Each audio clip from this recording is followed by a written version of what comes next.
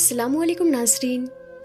प्यारे नाज़रीन, रमज़ान शरीफ का महीना चल रहा है। आप और हम तमाम लोग रोज़े रख रहे हैं। रोज़े तो हम तमाम लोग रखते ही हैं, लेकिन हमारा रोज़ा कबूल हुआ या नहीं हम लोग कैसे पता करेंगे? रोज़ा कबूल होने की निशानियाँ कौन कौन सी होती हैं, और इस बारे में हमारे प्यारे आका हुज़ूर पाक सल्लल्लाहु ताला अलैहि वसल्लम ने क्या फरमाया, ये तमाम चीज़ें आप लोग इस वीडियो में जानेंगे। उससे पहले हम हाथ उठाकर दुआ करते हैं कि ए अल्लाह, जितने लोग भी इस वीडियो को देख रहे हैं, मेरे मौला इन तमाम लोगों के साथ साथ हमें भी इस महीने की रहमतों और बरकतों से माला माल फरमा। आमीन या रब्बुल आलमीन। आप तमाम लोग कमेंट बॉक्स में आमीन ज़रूर लिखें। क्या मालूम किसकी ज़बान से निकला हुआ आमीन कब कबूल हो जाए। तो चलिए वीडियो को शुरू करते हैं। प्यारे आका हुज़ूर पाक सल्लल्लाहु ताला अलैहि वसल्लम ने इरशाद फरमाया, रोज़ा सिर्फ खाने पीने को छोड़ने का नाम नहीं है, बल्कि रोज़ा नाक का, कान का, मुंह का, ज़ुबान का, हर चीज़ का होता है। जैसे ज़ुबान से कोई गलत बात ना बोली जाए, कानों से कोई गलत बात ना सुनी जाए, आँखों से कोई गलत चीज़ ना देखी जाए। और अगर कोई शख्स रोज़ा रखकर भी गलत काम करता है तो आप सल्लल्लाहु ताला अलैहि वसल्लम ने इरशाद फरमाया, उसका रोज़ा नहीं है बल्कि फाका है। तो ऐसे रोज़े को अल्लाह तबारक व ताला कबूल नहीं फरमाता है। प्यारे नाज़रीन, जब कोई इंसान रोज़ा रखता है तो वो बहुत सारी एहतियात करता है, जैसे कि कहीं उससे कोई ऐसी गलती ना हो जाए जिससे उसका रोज़ा मकरूह हो जाए। हमें सबसे ज़्यादा रोज़े के मकरूह होने से डर लगता है। इंसान ने रोज़ा रखा, खाना पीना तो छोड़ दिया, पान गुटखा बीड़ी वगैरह जो वो खाता था उसने उसको भी छोड़ दिया। सारी चीज़ें छोड़ने के बाद भी बंदे के जहन में एक ही बात चलती है कि कहीं मुझसे कोई गलती ना हो जाए जिसकी वजह से मेरा रोज़ा मकरूह ना हो जाए। क्योंकि इसका जो सवाब है, क़यामत के दिन जब लोग आएंगे अपने अमाल लेकर, कोई अपनी नमाज लेकर आएगा, कोई अपना रोज़ा लेकर आएगा, कोई अपना हज लेकर आएगा, कोई अपना सदका लेकर आएगा।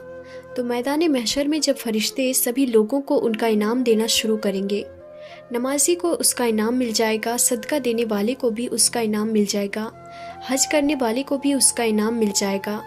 जब बारी आएगी रोज़ेदार की तो फरिश्ते कहेंगे, मौला ये रोज़ेदार है जिसने तेरे लिए रोज़ा रखा था, भूखा और प्यासा रहा था, इसको क्या अज्र दिया जाए? तो अल्लाह तबारक व ताला इरशाद फरमाएगा, ए फरिश्तों पीछे हट जाओ, इसने रोज़ा खालिस मेरे लिए रखा था और मैं खुद इसे रोज़े अज्र अता करूँगा। क्योंकि इंसान नमाज में दिखावा कर सकता है, सदका देने में दिखावा कर सकता है, लेकिन रोज़ा रखने में इंसान दिखावा नहीं कर सकता। क्योंकि रोज़े के फ़ायदे तो सिर्फ एक रोज़ादार ही जान सकता है। जैसे आपने सुना होगा, कब्र का हाल मुर्दा ही जानता है। इसी तरह से रोज़ेदार पूरा दिन भूखा और प्यासा रहा और इसके बावजूद भी वो अपनी मेहनत मजदूरी करता रहा। उसके बावजूद भी रोज़ेदार मुस्कुराता रहा, खुश होता रहा। इतनी मेहनत मशक्क़त करने के बाद भी वो अल्लाह से उस वक्त में राज़ी रहा, तो अल्लाह तबारक व ताला क़यामत के दिन उसको उसका अज्र अता फरमाएगा। नाज़रीन, रोज़ा कबूल होने की निशानियों में सबसे बड़ी निशानी ये आती है, जिस तरह से नमाज को कबूल करने की निशानी में एक बहुत बड़ी निशानी आती है। जैसे कि आपने फ़जर की नमाज अदा की, अब आप ये कैसे पता करेंगे कि आपकी फ़जर की नमाज कबूल हुई या नहीं? तो नाज़रीन, आपने फ़जर की नमाज अदा कर ली, उसके बाद आप ज़ोहर की नमाज अदा करने के लिए भी दिल से गए, यानी कि आपको ज़ोहर की नमाज की भी तौफीक मिल गई। तो ये इस बात की निशानी है कि आपकी फ़जर की नमाज अल्लाह तबारक व ताला ने कबूल फरमा ली। क्योंकि आपके दरवाजे से रोज़ाना हज़ारों लोग निकलते होंगे, आप हर किसी को अपने घर के अंदर बुलाकर तो नहीं लाते ना। इसी तरह से जिन लोगों से अल्लाह तबारक व ताला सच्ची मोहब्बत करता है, उसी को अपने सामने इबादत के लिए खड़ा करता है। कभी कभी ऐसा भी होता है कि आपके घर से कोई शख्स निकल कर जा रहा है, आपने उसे अपने घर में बुला लिया, उसकी मेहमान नवाजी की, आपको उसका आना आपके घर में पसंद आया, तो ज़ाहिरी सी बात है आप उसको अपने घर में दोबारा से दावत देंगे, दोबारा उसे बुलाएंगे। अगर आपको उसका रवैया अच्छा लगा, उसका इखलाक अच्छा लगा, तो आप उसको अपने घर पर दोबारा ज़रूर बुलाएंगे। इसी तरह से जब अल्लाह ताला किसी की नमाज को कबूल फरमा लेता है तो फिर उसे अगली नमाज की तौफीक अता फरमा देता है। वो अगली नमाज भी पढ़ लेता है जब अल्लाह तबारक व ताला उसको पढ़ने की तौफीक देता है। تو اس نشانی سے ہم لوگ یہ پتہ کر سکتے ہیں کہ ہماری پچھلی نماز قبول ہوئی یا نہیں۔ اور اگر ہمیں نماز پڑھنے کا وقت نہیں مل رہا ہے اور ہم یہ سوچ رہے ہیں کہ ہمیں وقت نہیں مل رہا ہے اس لیے ہم نے نماز نہیں پڑھی، تو ایسا نہیں سوچنا چاہیے، بلکہ آپ ایسا سوچا کریں کہ ہم نے کون سے اتنے بڑے گناہ کیے ہیں جس کی وجہ سے اللہ تبارک و تعالی ہمیں اپنے سامنے کھڑا کرنا بھی پسند نہیں فرماتا ہے۔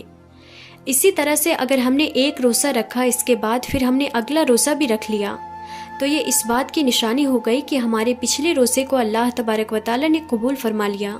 یعنی کہ ایسے کام آپ کرتے رہے جو اللہ تعالیٰ کو بالکل بھی پسند نہیں ہے۔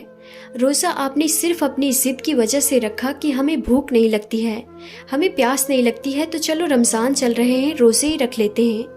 اگر آپ کی ایسی سوچ ہے تو پیارے آقا حضور پاک صلی اللہ تعالیٰ علیہ وسلم نے فرمایا ایسا روزہ رکھنے والے کا وہ روزہ نہیں بلکہ ایک فاقہ ہے۔ اور جب انسان صحیح طریقے سے روزے کو رکھتا ہے، کوئی غلط کام نہیں کرتا ہے، تو اللہ تبارک و تعالیٰ ارشاد فرماتا ہے دیکھو میرے بندے کو بھوک بھی لگ رہی ہے، پیاس بھی لگ رہی ہے، لیکن پھر بھی یہ بندہ میرے لیے بھوکا ہے۔